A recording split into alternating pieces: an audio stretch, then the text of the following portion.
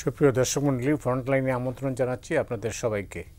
দর্শক মণ্ডলী, আমাদের সঙ্গে রয়েছেন সাবেক সংসদ সদস্য গোলাম মাওলা রনি, এরপরে আছেন সিনিয়র সাংবাদিক ও রাজনৈতিক বিশ্লেষক আশরাফ কায়সার। আশরাফ কায়সার, স্বাগত আপনাকেও। ধন্যবাদ।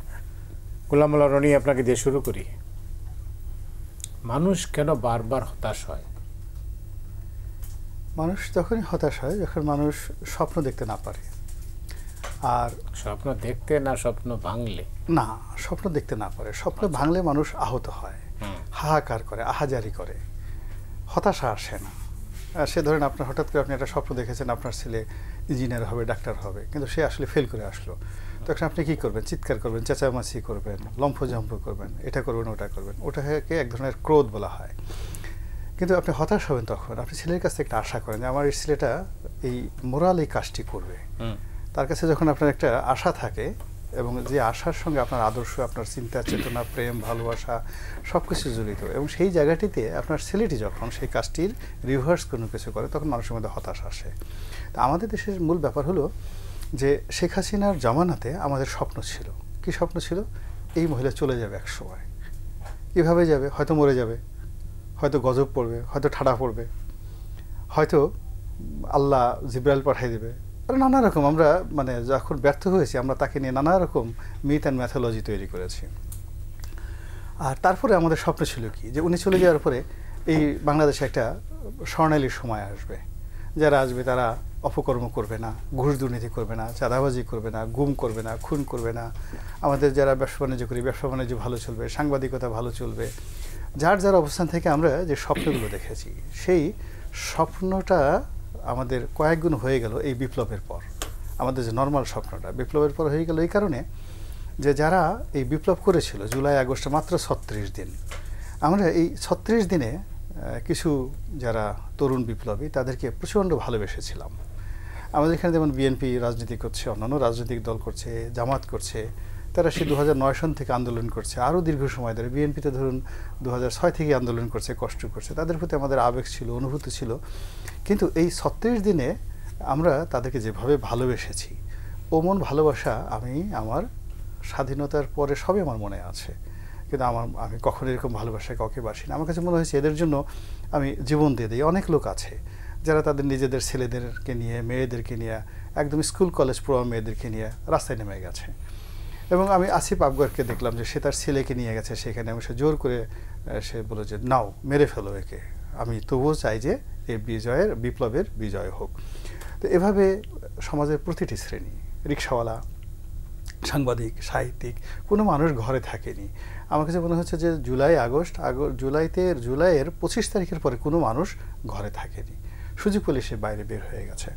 তো এই যে ৩৬ দিনের মধ্যে আমরা হয়তো দেখা গেল যে এখন ফ্রন্ট লাইনে যারা আছে তাদের মধ্যে ১০-১২ জনকে হয়তো আমরা চিনি, আর বাকি জনদের কাউকে আমরা চিনি না। কিন্তু ইন জেনারেল আমরা যখনই দেখেছি ছাত্র, তখন আমরা তাদেরকে নিরাপদ মনে করেছি, আমরা তাদেরকে ভালোবাসতে চেয়েছি, তাদেরকে বাসায় আশ্রয় দিতে চেয়েছি। তো এই ভালোবাসার কারণে যখন বিজয়টা এলো, তখন আমাদের স্বপ্ন আরও বড় হয়ে গেল, বিশাল স্বপ্ন হয়ে গেল। এরপর আমরা যখন তত্ত্বাবধায়ক সরকার বা অন্তর্বর্তীকালীন সরকার যেটা হলো, আমরা যাদেরকে পেলাম এরা তো আসলে বেসিক্যালি আমাদের স্বপ্নের পুরুষ। যারা সেখানে এলেন তারা দীর্ঘদিন ধরে আমাদেরকে স্বপ্ন কথা শুনিয়েছেন। যত ভালো ভালো কথা, যত গীতিনাট্য, যত ভালো কিছু সব এই উপদেষ্টাদের মধ্যে তারা লিখেছেন, তারা বলেছেন। আমরা তাদেরকে একেবারে কি বলবো, যে ওই আরব্য রজনীর মহানায়ক হিসেবে আমরা তাদেরকে মনে করেছি। আর তাদের সবার উপরে যিনি আছেন ডক্টর মোহাম্মদ ইউনূস, উনি যখন এলেন, ওনার সম্পর্কে তো আমাদের স্বপ্ন ছিল যে উনি পৃথিবীর শ্রেষ্ঠ মানুষ।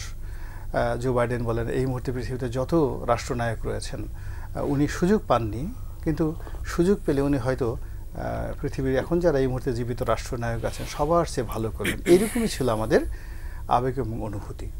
কিন্তু যখন ১ মাস গেল, আমরা ধৈর্য ধারণ করলাম, ২ মাস গেল, আমরা আহত হলাম, ৩ মাস গেল, আমরা বিক্ষুব্ধ হলাম, ৪ মাস গেল, আমরা ভাবতে পারলাম না যে এরপরে কী হচ্ছে, কেন এরকম হচ্ছে, আমাদের এত ভালো ভালো মানুষগুলো কেন আইন শৃঙ্খলা ঠিক রাখতে পারছে না, কেন মব হচ্ছে, কেন সমাজে আমাদের নিশ্চিত যে নিরাপত্তাটুকু ছিল, যে স্বপ্ন ছিল, ভালোবাসা ছিল, সব জিনিসগুলো একটা অপরটার সঙ্গে যাকে বলে প্যাচ লেগে যাচ্ছে। এরপরে যেটা হলো যে মানুষের পেটে হাত পড়লো। পেটে হাত পড়লো যে আপনি যাই বলেন, বিপ্লব বলেন, যা কিছু বলেন, সব কিছু মানুষ সহ্য করতে পারে যদি কারো পেটে ভাত থাকে আর পরনে কাপড় থাকে। রাতারাতি আগামী দেখা গেল যে জুলাই আগস্ট বিপ্লবের পরে আগস্ট সেপ্টেম্বর অক্টোবর মাসে বাংলাদেশে বড় বড় অনেকগুলো শিল্প কলকারখানা বন্ধ হয়ে গেল, হোক সেটা আওয়ামী লীগের, কিন্তু তার মাধ্যমে একেবারে স্রেফ যারা কর্পোরেট বেনিফিট পেত, অর্থাৎ বেতন ছিল, বোনাস ছিল, ভাতা ছিল, তারপর সে তাদের প্রভিডেন্ট ফান্ড ছিল, এরকম অন্তত 5 লাখ লোক বেকার হয়ে গেল। এবং সেই বেকারত্বের সঙ্গে সঙ্গে 2 লাখ কোটি টাকার যে ব্যাংক ঋণ, এটা নতুন করে খেলাফি হয়ে গেল ওই দিন 2024 সনের সেপ্টেম্বর এবং অক্টোবর মাসের মধ্যে।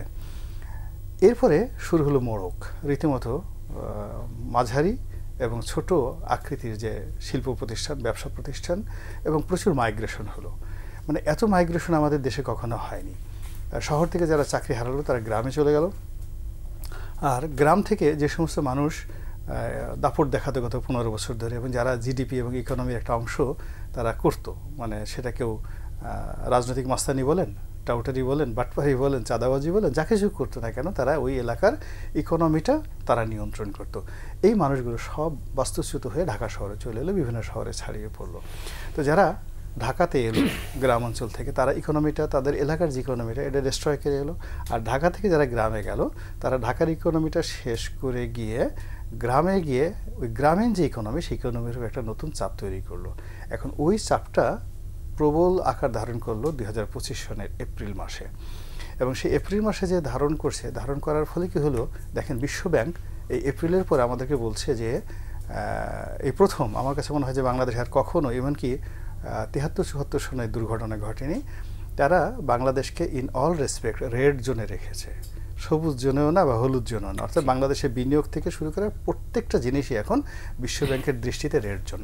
ফলে এখানে নতুন বিনিয়োগ আমাদের দেশি বা বিদেশি, মানে যাদের একটু বিবেক বুদ্ধি আছে, তারা শেষ সম্বলটুকু বাসায় বসে বসে খাবে, কিন্তু নতুন একটা ব্যবসা প্রতিষ্ঠান চালু করার সুযোগ পাচ্ছে না। ফলে হতাশা কেন আসবে না? এই পর্যায়ে আপনাকে ধন্যবাদ। আশরাফ কায়সার, ভালো চললো না কেন? ভালো তো চলার কথা ছিল, কেন চললো, কোথায় বলবা? এই প্রশ্নের কিন্তু আমরা কোনো সরাসরি উত্তর পাচ্ছি না, কেননা যেই গণ অভ্যুত্থানটি হয়েছে সেটা আনপ্রেসিডেন্টেড। আমরা অতীতের অনেক উদাহরণ টানি, তার সাথে 24-এর গণ অভ্যুত্থানের যে সার্বজনীনতা, তার কোনো মিল নাই। এবং যেভাবে মানুষ প্রত্যাশা করেছে, রাস্তায় নেমেছে, জীবন দিয়েছে, আবার আমরা খুঁজে একজন ভালো লোককে এবং সবচেয়ে যোগ্য যাকে মনে করেছি তাকে বেরও করেছি। উপদেষ্টা পরিষদ অত মনোপুত হয়নি, অনেক প্রায় 50% মানুষ কোথায় ছিলেন আমরা জানি না উপদেষ্টা হওয়ার আগে। কিন্তু তাদের কাজ দিয়ে আমরা যে আশা আকাঙ্ক্ষার বাস্তবায়নের জন্য তাদেরকে এনেছিলাম, সেটিতে তারা গোলমাল করে ফেললেন। সেই জায়গাটিতে মনে হচ্ছে তাদের উদ্দেশ্যহীন, প্রতিদিনের রেগুলার কাজ করা তাদের কাছে সবচেয়ে বেশি প্রয়োজনীয় মনে হচ্ছে। কিন্তু তাদের তো আসলে গেম চেঞ্জিং কাজ করার কথা, তাদের অর্থনীতি পুনর্গঠন করার কথা, ব্যাংকিং সেক্টর ঠিক করার কথা, সুশাসন প্রতিষ্ঠা করার কথা, যে গণহত্যাকারীরা পালিয়ে গেছেন কিংবা দেশে আছেন তাদের বিচার করার কথা।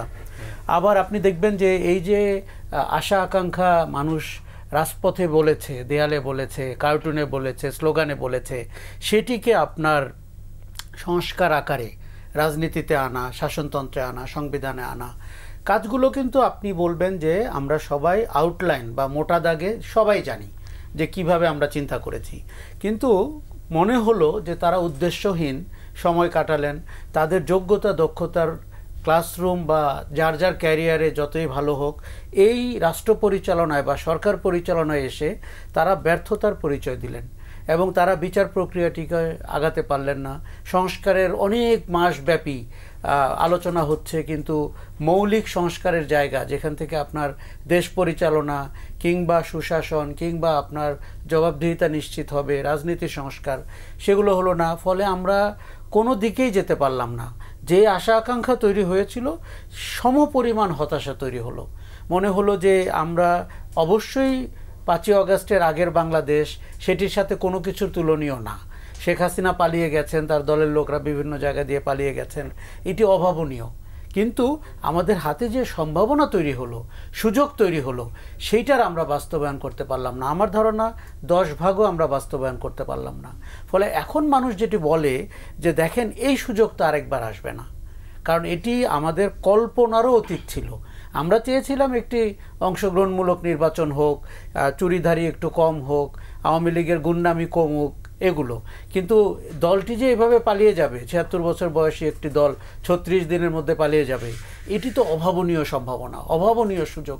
কারণ আপনি ফ্যাসিজমের জন্য পৃথিবীতে নতুন উদাহরণ দেখতে পেলেন, আপনি টোটালিটেরিয়ান গভর্নমেন্টের নতুন উদাহরণ দেখতে পেলেন, কর্তৃত্ববাদী এক নায়কের নতুন অবয়ব দেখতে পেলেন। সেই জায়গায় বাংলাদেশ পৃথিবীর রোল মডেল হতে পারত যে এরকম একটা ভয়ঙ্কর শাসন থেকে কি করে আমরা একটি গণতান্ত্রিক অভিযাত্রায় অংশগ্রহণ করলাম। আশরাফ, এখানে যদি শুধু উপদেষ্টা পরিষদের ব্যর্থতাই যদি দায়ী করা হয় তাহলে ঠিক হবে না। আসলে তো লক্ষ্য ছিল না। না, লক্ষ্য ছিল না, এটি আপনার সাথে আমি একমত। দেখুন, আমি দোষ দিই সব কিছুর জন্য শেখ হাসিনাকে। ওনার উচিত ছিল 15 দিন সময় দেওয়া, যে আমি পালিয়ে যাচ্ছি, আপনারা কে কী করবেন না করবেন ঠিক করেন। এখন উনি যে এইভাবে পালিয়ে যাবে, এইটা আমাদেরও কল্পনার অতীত ছিল। আজকে অনেকে অনেক বড় বড় কথা বলছে, ওই সময় সবার লক্ষ্য ছিল কি করে তা গণ অভ্যুত্থানটি সফল করা যায় এবং এই শাসনের অবসান ঘটানো যায়। এখন অনেকে অনেক কথা বলছে, তাদের লক্ষ্য উদ্দেশ্য ঠিক ছিল না। তাতে করে সমস্যা যেটি হয়েছে, যে শূন্যতা তৈরি হয়েছে, আপনি বাগাড়ম্বর দেখতে পেয়েছেন, আপনি অতিশয়োক্তি দেখতে পেয়েছেন, অভাবনীয় সব কথা দেখতে পেয়েছেন, কিন্তু কাজের কাজ যেটি করলে বাংলাদেশ সামনের দিকে এগোবে সেটি দেখতে পাননি। তবে আমি কিন্তু সরকারটিকে প্রধানতম দায়ী করব, কেননা রাজনীতিবিদরা রাজনীতি করবেন, প্রতিদ্বন্দ্বিতাপূর্ণ রাজনীতিতে তারা একে অন্যকে দোষারোপ করবেন। দেখুন, এই মৌকা কে ছাড়তে চায়? নতুন একটি দল দাঁড়িয়েছে, তারা চাঁদাবাজি হোক, কর্পোরেট চাঁদা হোক, যাই করুক, তারা একটা দল গঠনের চেষ্টা করছেন। জামায়াত ইসলামীর মতো দল, যাকে প্রায় 10 জন শীর্ষস্থানীয় নেতার ফাঁসি দেখতে হয়েছে, তারা দীর্ঘশ্বাস নিতে পারছে, মুক্ত বাতাসে সরোয়ার্দী উদ্যানে জনসভা করতে পারছে, তার তো আস্ফালন অন্য জায়গায়। বিএনপি যে 16 বছরে একটি সফল জনঘনিষ্ঠ আন্দোলন করতে পারেনি, তাকে আপনি দেখতে পাচ্ছেন ক্ষমতার একদম কাছাকাছি চলে গেছে। সরকারটিকে এই রিয়ালিটিটাকে মাথায় নিতে হতো যে প্রতিদ্বন্দ্বিতাপূর্ণ রাজনীতি হবে, এবং সেটি আওয়ামী লীগ তো গণতান্ত্রিক রাজনীতি করতে দেয়নি। আওয়ামী লীগের আমলে তো আপনি কোনো দলীয় রাজনীতি করার সুযোগ পাননি। ফলে দলীয় রাজনীতির যে চেহারাটা, সেটি আমরা 5ই আগস্টের পরে আরেকবার দেখতে পেয়েছি। সরকারটিকে তো এটি মাথায় নিতেই হবে। তবে একটা জায়গায় ভালো করেছে, অর্থনীতির উপরই কাঠামোতে আপনি দেখুন রিজার্ভ বেড়েছে, আপনার জিডিপির অবস্থা খারাপ হলেও একটা স্থিতি এসেছে, মুদ্রার ডলারের সাথে মূল্যমানের টাকা প্রথমবারের মতো শক্তিশালী অবস্থানে দাঁড়িয়েছে, আপনি বিদেশিদের লোন পরিশোধ করতে পেরেছেন। শেখ হাসিনা যেভাবে $200 বিলিয়ন উপরে ব্যাংকিং সেক্টর থেকে এবং অন্যান্য সেক্টর থেকে নিয়েছে, সেই জায়গাটিতে আমি সরকারকে ক্রেডিট দিব। কিন্তু যেটি হয়নি, যে অর্থনীতিতে আপনার কনফিডেন্স আসেনি। বিনিয়োগ দেশি হোক আর বিদেশি হোক, আর আমরা কথায় কথায় খালি বিদেশি বিনিয়োগ খুঁজছি। পৃথিবীতে কোথাও দেশি বিনিয়োগ না হলে বিদেশিরা বিনিয়োগ করবে না। বাজারকে আপনি নিয়ন্ত্রণ করতে পারেননি, সেটি হয়েছে। আইন শৃঙ্খলার চরম অবনতি হয়েছে। এখন শেখ হাসিনা খারাপ ছিলেন, তার দলীয় গুন্ডারা খারাপ ছিলেন, কিন্তু আপনি যখন এই মব ভায়োলেন্স দেখতে পান, সেটা আমাদের কাছে অভাবনীয় মনে হয়। আরেকটা জিনিস, বিচারের নামে কেন প্রহসন হয়েছে বলি। আপনি গণহারে হত্যা মামলা দিয়েছেন, এবং এই প্রত্যেকটা লোক গরুর মালা নিয়ে কয়েক মাসের মধ্যে বেরিয়ে আসবে, কারণ তাদের তো আপনি সুনির্দিষ্ট অপরাধে বিচার করেননি, অর্থনৈতিক অপরাধে করেননি, রাজনৈতিক অপরাধে করেননি, যে খুন খারাপি তারা করেছেন ধরে আপনি করেননি। ফলে একটা হাস্যকর জায়গায় চলে গেছে। 400 জন মিলে একজনকে খুন করেছে। ফৌজদারি অপরাধে এটি আপনি প্রমাণই করতে পারবেন না, যে একটি বুলেটে ধরেন একটি লোক মারা গেছে, 400 জনের রোল কি? আর যে সমস্ত লোককে আপনি এই খুনের মামলা এনেছেন, কথার কথা খায়রুল হক, উনি তো খুন খারাপের চেয়ে উপরে, উনি রাষ্ট্রকে হত্যা করেছেন তত্ত্বাবধায়ক ব্যবস্থা বিলুপ্ত করে। তার বিরুদ্ধে মামলা কি খুনের মামলা হতে পারে? একটা উদাহরণ দিলাম আপনাকে। ফলে আমরা এই সরকারে দেখুন আইনজ্ঞের সংখ্যা অনেক, প্রয়োজনের তুলনায় বেশি, এবং তারাই ঝামেলাটি পাকিয়েছেন। সরকারের গঠন প্রক্রিয়া, সরকারের চরিত্র এবং আইনের শাসন ফিরিয়ে আনার ক্ষেত্রে ব্যর্থতা। দিনের শেষে আপনি কাকে দায়ী করবেন? আমি জানি না, আমি নিজেও কিন্তু কনফিউজড। এটা একটা ছায়ার সাথে যুদ্ধের মতো। তবে খারাপ দিকটা আরও একটু বলি। আগে যে কোনো নির্বাচিত কিংবা সেমি নির্বাচিত সরকারেরও একটা জবাবদিহিতার জায়গা থাকে। এই সরকারকে আমার ইতিহাসের সবচেয়ে জবাবদিহিহীন সরকার মনে হচ্ছে। অনেক ধন্যবাদ। ছায়ার সঙ্গে যুদ্ধ করতে চান আশরাফ কায়সার। আপনিও কি তাই? না, আমি আসলে তার বক্তব্যের সঙ্গে কিছু যুক্ত করতে চাই অর্থনীতির বিষয়ে। হলো আমাদের যেমন দেখুন এই মুহূর্তে রিজার্ভ বেড়ে প্রায় $31 বিলিয়ন হয়েছে, যেটা $20 বিলিয়নের নিচে চলে গিয়েছিল। এখন আপনি চিন্তা করুন আমাদের যে এই মুহূর্তে যে এক্সপোর্টগুলো আছে এবং যে রেমিটেন্স আসছে গড়ে $2.5 বিলিয়ন করে পার মান্থ। আচ্ছা, তো এটা যেভাবে অন্য সময়টাতে খরচ হয় সেভাবে খরচ আমরা করতে পারছি না, আমদানিতেও খরচ করতে পারছি না, বিনিয়োগও আমরা খরচ করতে পারছি না। অধিকাংশ আমরা এই যে যত ফরেন রিজার্ভ আসছে এটার এগেনস্টে টাকা ছাপিয়ে লোকাল কারেন্সি আমাদের দিতে হচ্ছে। কারণ লোকাল কারেন্সিটা যদি ট্রানজ্যাকশন 7 টাইম 8 টাইমস না হয় তাহলে সরকার তো বিদেশ থেকে যারা উনি ডলার পাঠালো তো ওনার এগেনস্টে তো বাংলা টাকা দিতে হবে। এখন বাংলা টাকা তো সরকারের যে কোনো একটা সেক্টর থেকে আর্ন করতে হবে, রেভিনিউ থেকে বিভিন্ন জায়গা থেকে। এখন পোর্ট বলেন, কাস্টমস বলেন, সব জায়গাতে বলেন এই রেভিনিউটার কোনো সার্কুলেশন নেই। ফলে এখানে একদিকে অর্থাৎ শরীরের আপনার সারা শরীর দুর্বল, কিন্তু শরীরের একটা নির্দিষ্ট মাসেল খুব শক্তিশালী হয়ে পড়েছে। সমস্যাটা কোথায় আপনি বুঝলে একটা ছোট্ট উদাহরণ দিলে বুঝতে পারবেন। যেমন এই যে এসআলএমের 5টি ব্যাংক, এখন এই 5টি ব্যাংকের এই 1 বছর চালানোর জন্য 30,000 কোটি টাকা ছাপিয়ে তাদেরকে দিতে হয়েছে। অর্থাৎ 30,000 কোটি টাকা নতুন ছাপানোর ফলে কি হলো, মুদ্রাস্ফীতি হয়েছে, মূল্যস্ফীতি হয়েছে, কিন্তু এই ব্যাংকগুলোর কোনো উন্নতি হয়নি। এখন তারা একীভূত হবে। তো একীভূত হওয়ার জন্য তারা প্রিলিমিনারি যে হিসাব করেছে সেখানে দেখা গেল 2 লক্ষ কোটি টাকা তাদের ব্যাড লোন, মানে যেটা কখনো আদায় হবে না। এবং তাদের 2 লক্ষ কোটি টাকা লোন আর সব মিলিয়ে 1,10,000 কোটি টাকা হলো তাদের মূলধন। এবং এই 5টা ব্যাংকে একত্রিত করে যদি কোনো মতে চালাতে হয় আরও 20,000 কোটি টাকা তাদেরকে নতুন করে ছাপিয়ে না দিলে তারা চালাতে পারবে না। এবং এই মুহূর্তে তাদের যে শেয়ার ভ্যালু রয়েছে অর্থাৎ 100 টাকা শেয়ার ভ্যালুর মূলত 30 টাকার অ্যাসেট তাদের আছে, বাকি 70 টাকা কখনো আগে আসবে না। ফলে এই 70 টাকার যে লো ফল এটা সরকার কিভাবে আগামীতে সমাধান করবে এটা আমার মাথায় আসছে না। তো এরকম অনেকগুলো সমস্যা, যে সমস্যাগুলো খুব সহজভাবে সরকার নিতে পারতো। আমি জাস্ট একটা ছোট্ট উদাহরণ দিই। আমি অভিষেক বচ্চন এবং অমিতাভ বচ্চনের একটা ডায়ালগ শুনছিলাম, দুজনের বাপ বেটার একটা ডায়ালগ, অসাধারণ একটা ডায়ালগ। তো সেটা হলো অমিতাভ বচ্চন যখন সংসদ সদস্য হলেন তখন তিনি দেউলিয়া হয়ে গেলেন, এবিসি কর্পোরেশন করলেন, দেউলিয়া হয়ে গেলেন এবং তার কোথাও যেখানে যাচ্ছে তার কোনো বরকত আসছে না। তো রোজ রাতে তিনি ছেলের সাথে কথা বলেন, ছেলে আমেরিকাতে পড়ে। তো ছেলে চিন্তা করলো যে আমার বাবার এই কষ্ট, লেখাপড়া করে কি হবে, আমি বরং এই সময়টিতে বাপেরকে সঙ্গ দিই, বাবাকে সঙ্গ দিই। তো ছেলে চলে এলো। তো এই রুমে থাকে ছেলে, ওই রুমে বাপ থাকে, সারা রাত দুজনে জেগে থাকে। ছেলে জেগে থাকে যে বাবা তাকে কখন ডাকবে।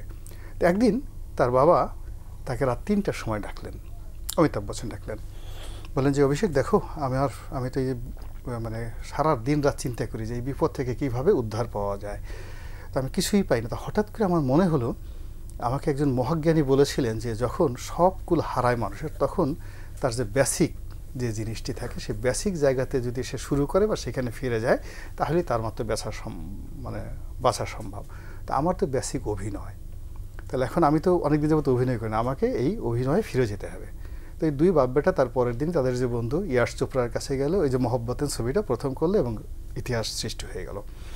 এখন শেখ হাসিনা চলে যাওয়ার পরে সত্যিকার অর্থে আমাদের একেবারে আমরা দেউলিয়া হয়ে গেছি।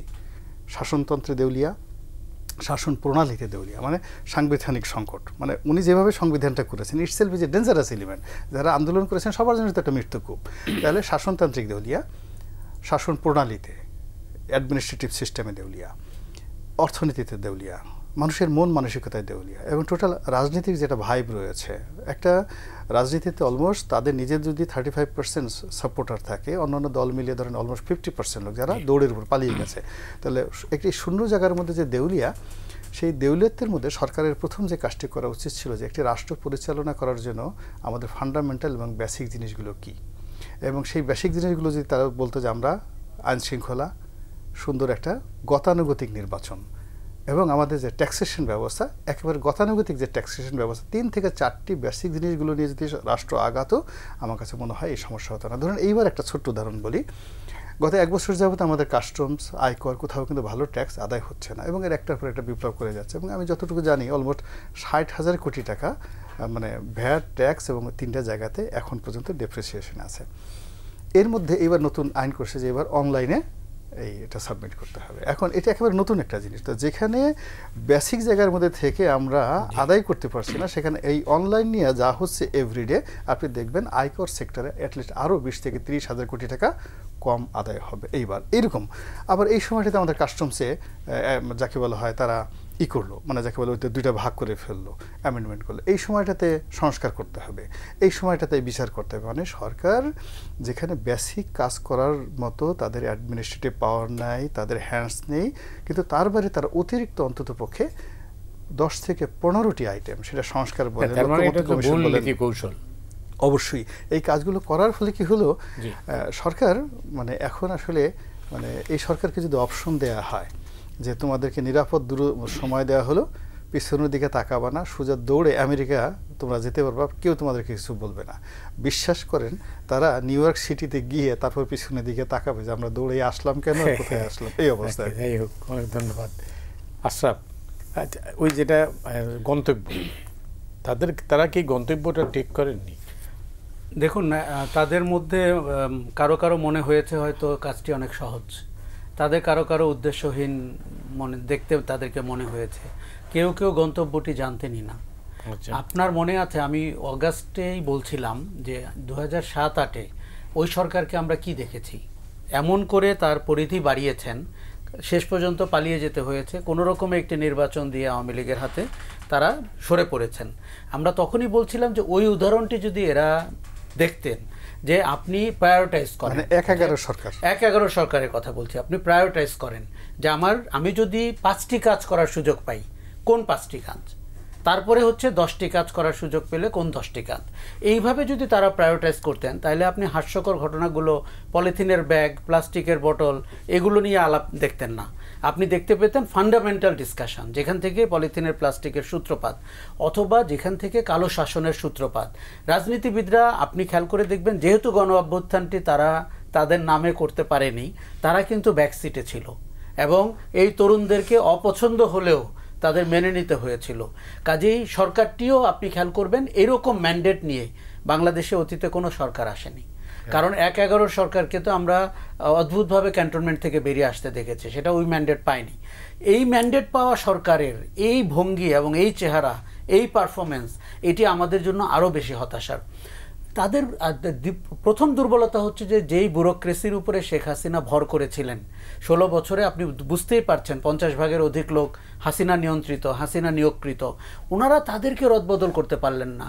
লতিফুর রহমানের সেই উদাহরণের 12 ঘন্টা 24 ঘন্টার উদাহরণ তারা টানতেই পারলেন না, অথচ এই সচিবরা তারা নিশ্চিত জানতেন তাদেরকে ডেকে থ্যাংক ইউ বলে বিদায় করে দেওয়া হবে, করলেন না।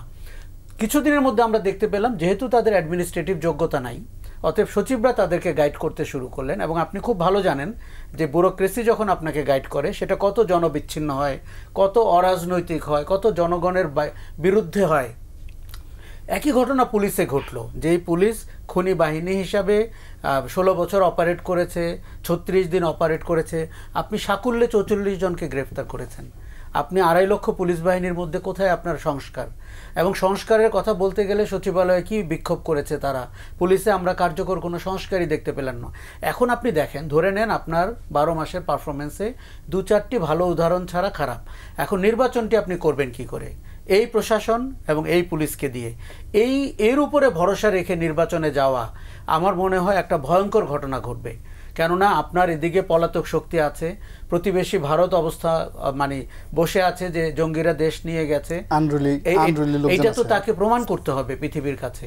গত কয়েক মাস ভারতকে আমরা খুবই সন্দেহজনকভাবে চুপ থাকতে দেখছি, এটি কিন্তু ভালো লক্ষণ না। আর আওয়ামী লীগ যখন বাইরে থাকে, ওই দেশ কোনোদিন শান্তিতে থাকবে এটা আওয়ামী লীগের ইতিহাস বলে না। কাজে আমাদেরকে সচেতন থাকতে হবে। আমার কাছে মনে হয়েছে যে দেখুন, 12 মাস যা হয়েছে হয়েছে, আমরা এটিও মানতে চাই যে তাদের ভুল ত্রুটি হতে পারে, তাদের দক্ষতা না থাকতে পারে, কিন্তু আপনার এখন প্রতিটি দিন খুব গুরুত্বপূর্ণ। কারণ আপনি নির্বাচনের সময়কাল আমরা জেনে গেছি, আমরা মাঠের পরিবেশ দেখতে পাচ্ছি, প্রশাসন এবং পুলিশের অবস্থা ভালো না, এবং এই মিলিয়ে আপনি যখন নির্বাচনের দিকে যাবেন, মানুষের ভেতরে এত সংশয় থাকলে, অনিশ্চয়তা থাকলে নির্বাচনের পরিবেশটি কি করে তৈরি হবে? কাজেই সরকারের দায়িত্ব কিন্তু মানুষের মধ্যে আস্থা ফিরিয়ে আনা, যে আমরা একটি সঠিক নির্বাচনের দিকে যাচ্ছি এবং ওই নির্বাচনে পার্টিসিপেটরি ইলেকশন হবে, যে পরিবেশ সরকার বলছে নির্বাচন হবে, কিন্তু এই আশঙ্কা কেন যে না, কিন্তু নির্বাচন মানুষ তো বিশ্বাস করছে না। কেন করে না?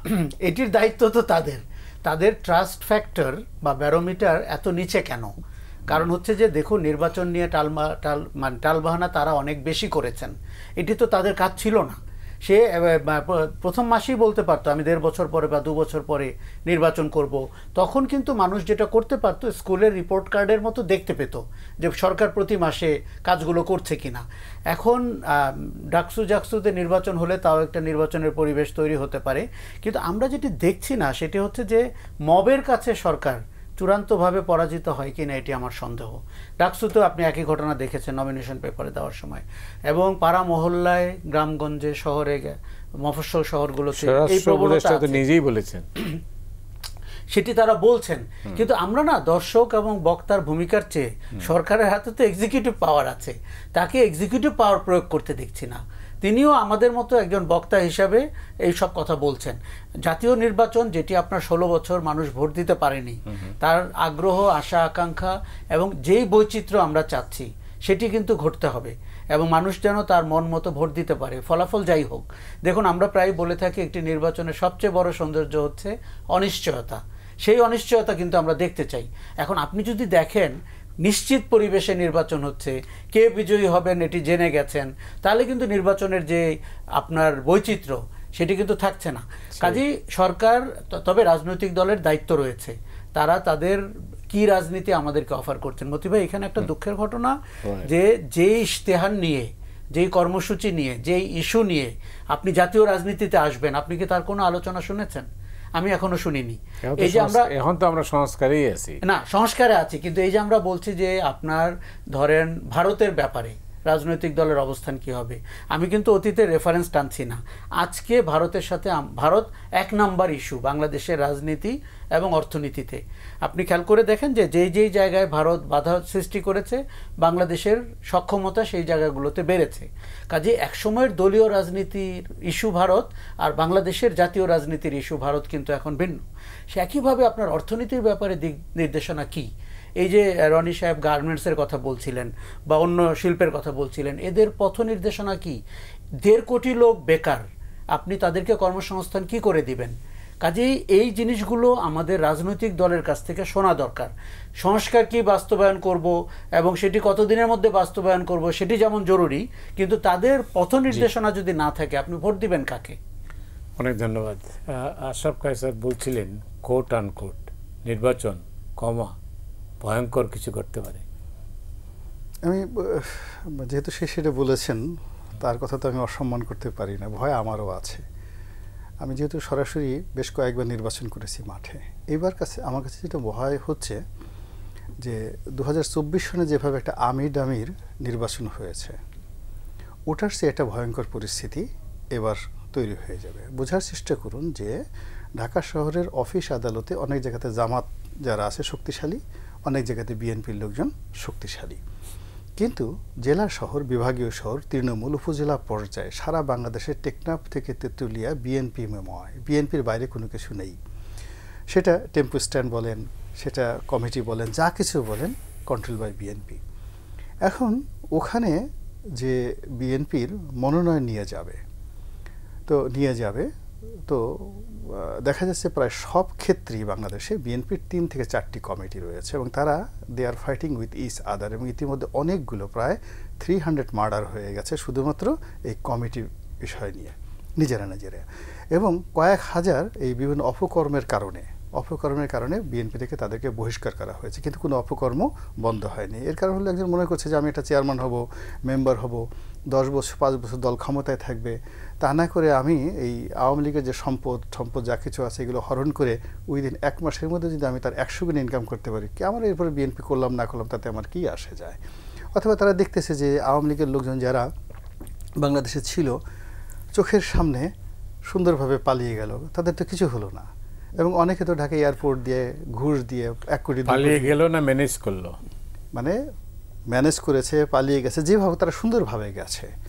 মানে যারা ধরা পড়েছে তারা আগের থেকে ধরা ছিল, কিন্তু এমনি আলটিমেটলি যাদের একটু ইন্টেলিজেন্ট তারা কিন্তু সবাই চমৎকারভাবে, এবং আওয়ামী লীগের যারা পাওয়ার বেঞ্চমার্ক আপনি দেখেন তো শেখ পরিবারে একজন লোক ধরা পড়েছে, তারপর শেষে যারা এই ঢাকা শহর সারা বাংলাদেশে পাওয়ার, আপনি এই যে ইসমাইল হোসেন সম্রাট, জাহাঙ্গীর, গাজীপুরের মেয়র জাহাঙ্গীর, শামীম ওসমান, তাপস থেকে শুরু করে যারা ইয়াংদের মধ্যে টোটাল পাওয়ারটা ধারণ করতে আওয়ামী লীগের, এই যে ছাত্রলীগের প্রথম 100 জন শক্তিশালী নেতা, তার কি কেউ ধরা পড়েছে? সব এখন কলকাতাতে চলে গেছে। তো এখন এই যে উনি যেটা বললেন আগে, আশরাফ সাহেব যেটা বললেন যে ওই যে ওখানে বসে তো তারা বসে নাই, তারা তো ওখানে বসে এমন কিছু করার চেষ্টা করছে যেন বাংলাদেশের আওয়ামী লীগের যারা প্রতিপক্ষ তারা শান্তিতে থাকতে না পারে, এবং এই সময়টা তাদের জন্য সবচেয়ে একটা প্লেয়িং ফিল্ড হবে নির্বাচনের ওই সময়টাতে। যখন বিএনপির একজন প্রার্থী গেল, তার এগেনস্টে 2 জন বিদ্রোহী প্রার্থী হলো, একজন ডামি প্রার্থী হলো, এরপরে স্বতন্ত্র প্রার্থী হলো, এবং ওখানে মূল প্লেয়ার হবে আওয়ামী লীগ অথবা ওখানে প্রশাসনের যারা লোকজন। এবং এটা নিয়ে তফসিল ঘোষণা করার উইদিন 7 দিনের মধ্যে, উইদিন 7 ডেজের মধ্যে আপনি দেখবেন যে ঢাকা থেকে অনেক প্রার্থী নমিনেশন পেপার নিয়ে সদরঘাট পার হতে পারবে না, অনেক প্রার্থী মাওয়া ঘাট পার হতে পারবে না, মাওয়া পদ্মা নদীর মধ্যে অনেকে ফেলে দেওয়া হবে। অনেকে গিয়ে দেখবেন যে একেবারে পদ্মা নদীর মধ্যে পদ্মা ব্রিজের উপরে থামিয়ে গাড়ি সব ফেলে দেওয়া হয়েছে, এবং দ্যাট উইল হ্যাপেন। এবং সবচেয়ে এটাই কি ভয়ঙ্কর?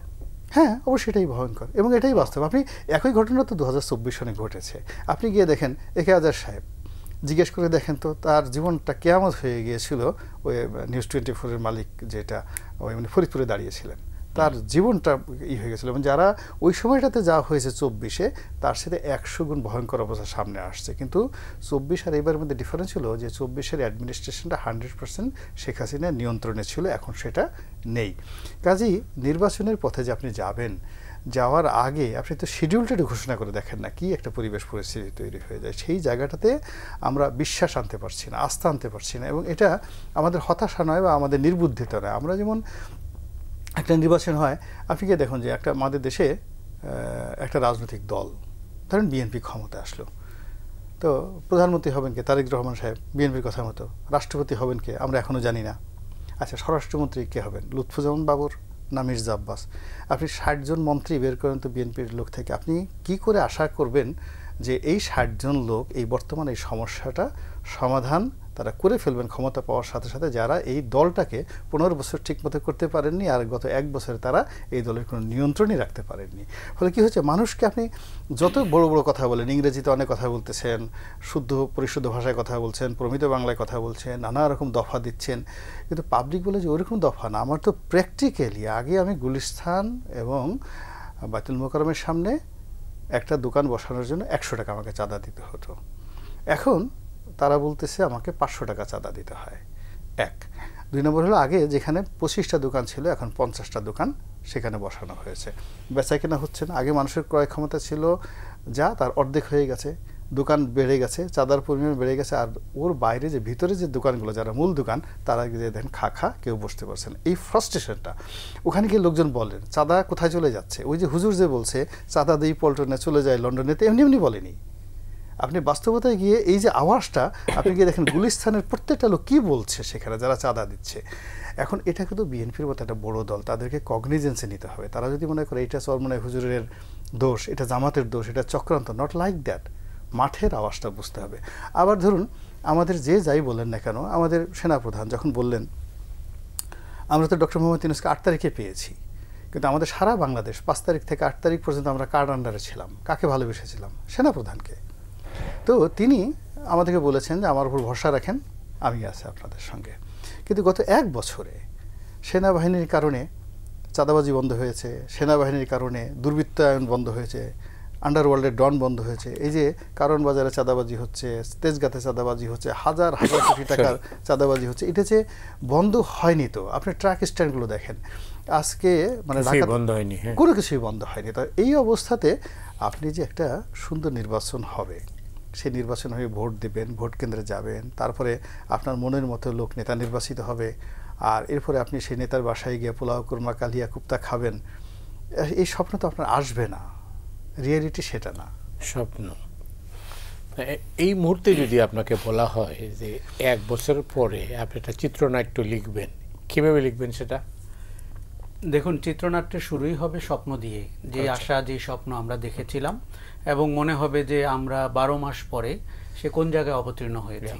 এখন স্বপ্নের চূড়া থেকে আমরা একটা হতাশার জায়গায় এসেছি। দুঃখজনক হচ্ছে সামনেও আপনি আর স্বপ্ন দেখতে পারছেন না। এমন যদি হতো যে এরা ব্যর্থ হয়েছে, আমরা পারিনি, কিন্তু নির্বাচন হবে, একটা উত্তরণ হবে, গণতান্ত্রিক শাসনের একটা সুশাসনের আভাস দেখতে পাচ্ছি, সেটি কিন্তু পাচ্ছি না। কেননা বিএনপির গত 12 মাসের যে তৎপরতা বা অন্যান্য দুটি দলেরও, সেটি আমাদেরকে কোনো সুবাতাস দিচ্ছে না, আমাদেরকে কোনো ভরসা দিচ্ছে না।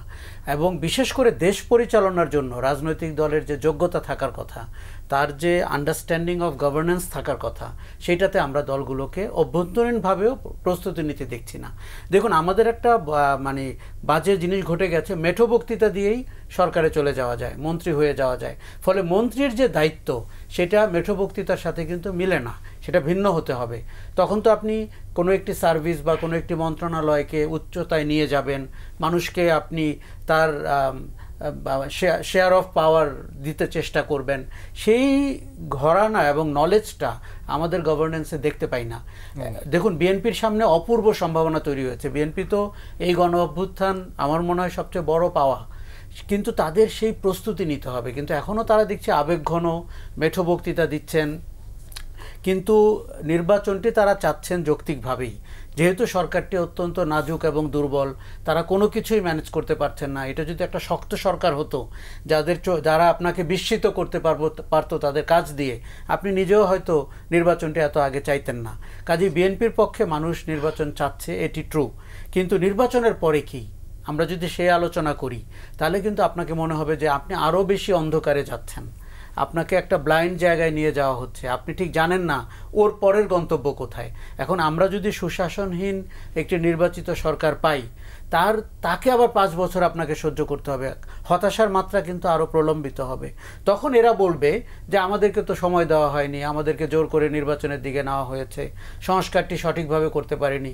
প্রফেসর ইউনূস যেমন করে বলেন, মাঝারি, প্রাইমারি, মিডল এবং লার্জ সংস্কার প্যাকেজ। আমি যদি এভাবে বলতে লাইক করি না, কিন্তু এই প্যাকেজের আওতায় বাংলাদেশ চলে গেলে হবে না। তো আমাদের তো হাসিনার পরবর্তী 15 বছর হতে হবে একটা ভিন্ন রকমের জনগণের শাসন, জনগণের অংশগ্রহণমূলক একটি গণতান্ত্রিক চর্চা। সেই জায়গাটিতে প্রতিষ্ঠান হিসাবে কিন্তু রাজনৈতিক দল এখনও গড়ে ওঠেনি।